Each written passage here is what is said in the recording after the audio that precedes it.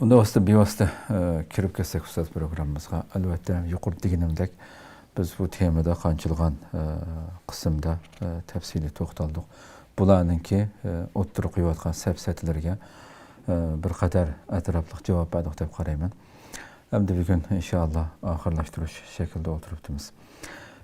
Bularninki hamda ilgari surayotgan oldingi birinchi savolimizda hamda davomli holatda shu Alloh bizga Qur'on kifoya bizga deyotganlarni, Qur'ondan eng yiroq ammo Qur'on kifoya deyotgan bularninki o'ttirib qo'yilgan safsatlardan birisi. Qur'oni Karimdagi Allohniki bo'lsa, biz Alloh Qur'onni qo'g'dashga kepillik qilgan, lekin sunnatga unda bir gap yo'q deb buni setishga, bozorga selishga tirishadi. Mesela inna nahnu nazzalna zikra va inna lahu lahafizun degan buni o'ttirib qo'ydi. Mishadagi zikrni bir maqsadni tushunish bilan boshlagan bo'lsak, marhamat. Bismillahirrahmanirrahim.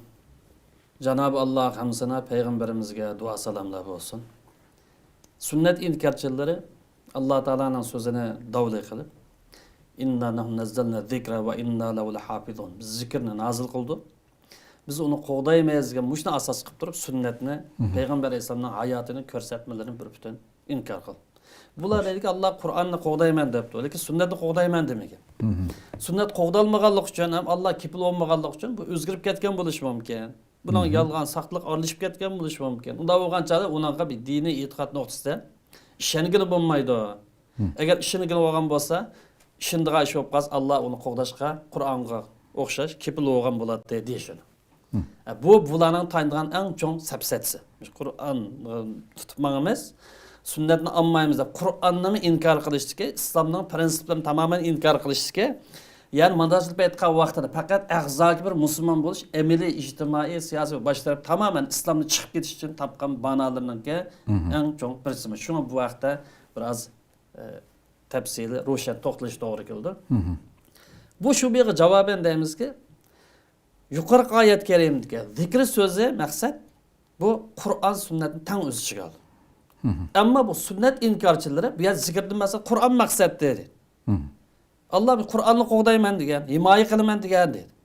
Lekin bularning bu Qur'on maqsadli degan gapining asosi bormi, dalili bormi, fakti bormi yo'q. Chunki oyat bera nazzalna. Innana nazzal. Biz zikrni tushirdik. Uni biz himoya qilamiz. Bu yerda tanzil bor, tushirish bor, nazzala. Bu yerda tushirilgan narsa, ikki narsa bor. Birisi Qur'oni Karim, yana birisi sunnat. Bu nima degan gap? Qur'oni Karim labzi bilan va ma'ni bilan Alloh tarafdan nazil bo'lgan shu. Buning har qanday bir musulmon qal. Sunnatninki ma'nisi Alloh tarafdan nazil bo'lgan so'zi payg'ambarimizninki til orqali ifodalangan. Demak, bu yerda tushgan narsa ikki. Biz mushu tushgan narsani biz himoya qilamiz deydi. Unda o'g'an vaqtida buning asosan Alloh taolaning men himoya qilaman degani Qur'oni Karimni himoya qilishlam o'zi chiqmaydi, balki uning bilan birlikda ma'nisi nazil bo'lganligi uchun sunnatnimi, payg'ambar alayhisolamning ko'rsatmalari, yo'l yo'riqlarini o'zi chiqalam do'sti, o'zi chiqaladi. Zikr degan so'zni qarasak, Qur'oni Karimda 52 o'rnatilgan bo'lgan. Bu zikrning ma'nisi necha ma'nolar kelgan? Birla ma'noda emas. Zikr faqat Qur'on ma'nisi kelmagan. Zikri Qur'on ma'nisi kelgan. Şeriat ma'nisi kelgan, sunnat ma'nisi kelgan, ilohiy risolat ma'nisi kelgan, zikr tasbih ma'nisi kelgan, Allohni aslash ma'nisi kelgan, ibodat ma'nisi kelgan, sharaf ma'nisi kelgan. Nurg'un ma'nolar kelgan. Shunga bu yerda zikrni faqatlam Qur'on shu yerda qayd qilgan unda dalil paket yo'q. Xo'sh. Buningdan sirt qaraydigan bo'lsak, Alloh taolo Qur'onga nechilik oyatda men islomni tamom qilaman. İslamni g'olib qilaman. Gerçi bunun din düşmanları, Allah'ın düşmanları toskınlık kısmı ben bu dinini mükemmel kılmam dedi. Bu din çokum tolukluğundu dedi. Aciz oranga pasıp oranga çıkıp kalmaydı dedi. Bu din galip kıldı. Mesela yuriduna liyutfi'u nurallah. Bu İslam düşmanları Allah'ın nurunu ölçemekçi oldu. Halbuki Allah Teala çokum bunu mutlum toluklaydı dedi.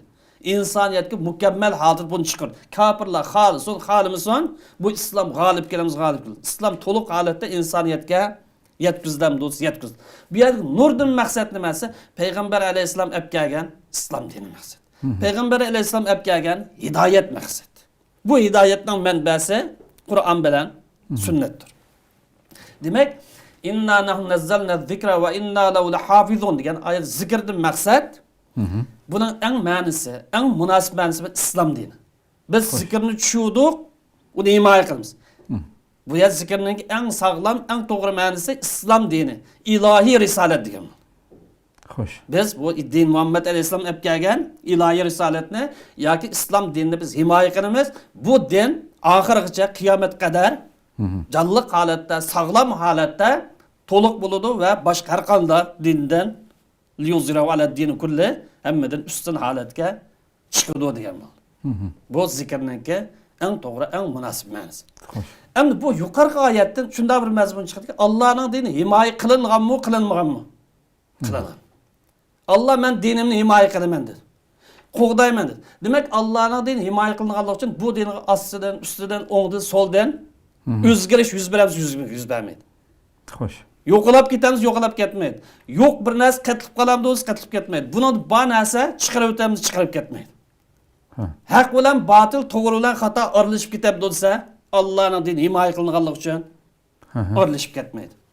Bunun asasen Allah Teala Kur'an-ı Kerim'ni ve Peygamber Aleyhisselam'ın sözü de aniq, keskin muhaddisler, alimler tarafından bekitilgen sahih hadislerini öz içine aldı. Allah'ın qo'g'dayman degan va'dasi Kur'an-ı Kerim'ni ve Peygamber Aleyhisselam mensup berilgen sağlam sahih hadislerini öz içine aldı. Bununla akli cihetten, tarihi cihetten, Kur'an'dan, sünnetten nakil, yak delil paketini keltirish mümkün. Xo'sh, xo'sh. Ko'pdan ko'p rahmat.